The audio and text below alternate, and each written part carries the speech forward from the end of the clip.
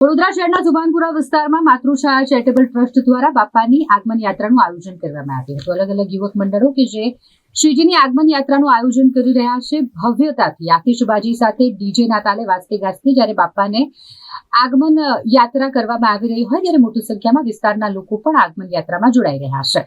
સુભાનપુરા વિસ્તારમાં પણ એક બાદ એક અલગ અલગ મંડળની બાપાની આગમન યાત્રાઓ નીકળી રહી હોય તેવામાં માતૃછાયા ચેરિટેબલ ટ્રસ્ટના બાપાની આગમન યાત્રાનું પણ ગત રાત્રિએ આયોજન કરવામાં આવ્યું હતું। ધૂમધામપૂર્વક બાપાની યાત્રા નીકળી હોય મોટી સંખ્યામાં લોકો આ યાત્રામાં જોડાયા હતા, જેમાં સામાજિક કાર્યકર સ્વેજલ વ્યાસ પણ આ યાત્રામાં ઉપસ્થિત રહ્યા હતા અને બાપાની આરતી કરી યાત્રાને આગળ વધારી હતી।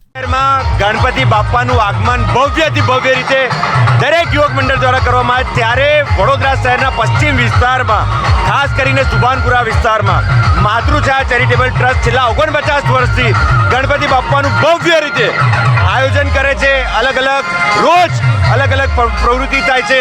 બાળકોથી લઈને વૃદ્ધોથી લઈને સૌ લોકો ગણપતિ બાપાના મગ્નમાં થાય એ રીતનું આયોજન હોય છે। નાના બાળકથી લઈને મોટા વડીલો સૌ કોઈ લોકો આખા વર્ષની આતુરતાની રાહ જોતા હોય છે કે ક્યારે અમારા બાપા આવે અને અમારી મનોકામના પૂર્ણ કરે, અમારા દુઃખ દર્દ પૂર્ણ કરે।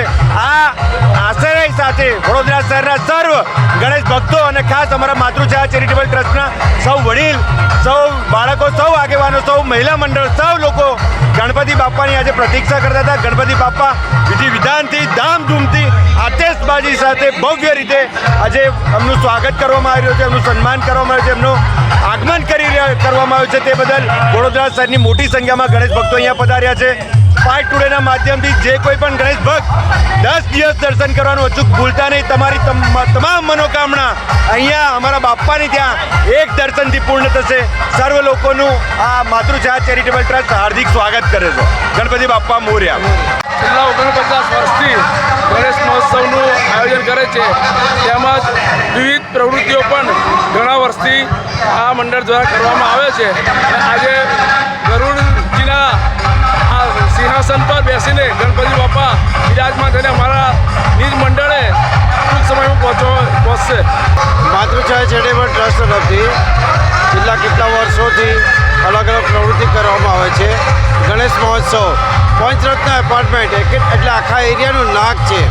અમે વર્ષ દરમિયાન નવચંડી, ગરબા દરેક સામાજિક અને ધાર્મિક પ્રવૃત્તિઓ કરતા આવ્યા છે અને માતાજી અમને શક્તિ આપે છે। આવા જ કાર્યક્રમો અમે કરતા રહીએ। ગણપતિ બાપા મોર્યા।